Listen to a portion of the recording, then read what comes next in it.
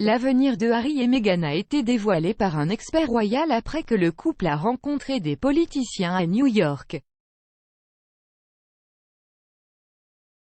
Charles Ray a déclaré à Entertainment Daily, il est n'y a pas de retour royal. Il a déclaré que le duc et la duchesse de Sussex ne sont plus des membres actifs de la famille royale et ne représentent la famille royale sur rien.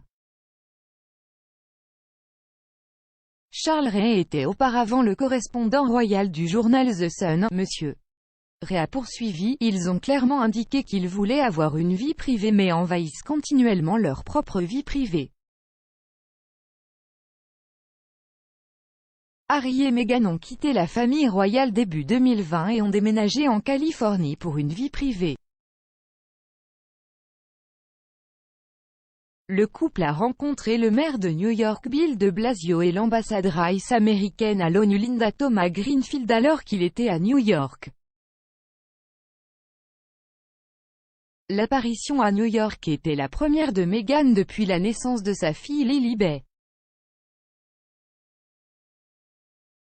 Ils ont fait une apparition au Global Citizen Live à Central Park à New York, s'adressant à des milliers de personnes en personne et regardant à la maison. Le prince Harry et Meghan ont prononcé un discours puissant au Global Citizen Live à Central Park à New York.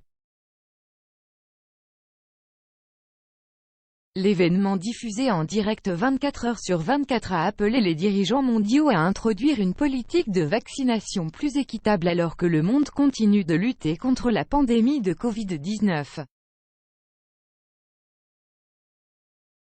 Des spectacles ont eu lieu dans le monde entier avec des performances musicales de Ed Sheeran, Elton John et Kylie Minogue.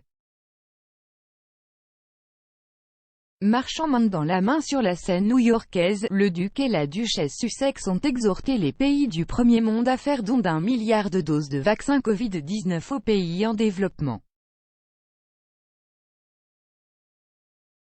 Meghan a déclaré « Chaque personne sur cette planète a le droit fondamental de recevoir ce vaccin.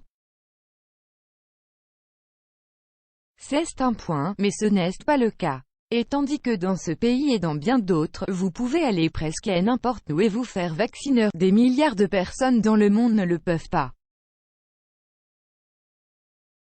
Cette année, le monde est censé atteindre l'objectif de vacciner 70% des personnes dans chaque pays, mais il est faux qu'une telle quantité de vaccins n'ait été distribuée jusqu'à présent qu'à 10 pays riches et pas à tous les autres.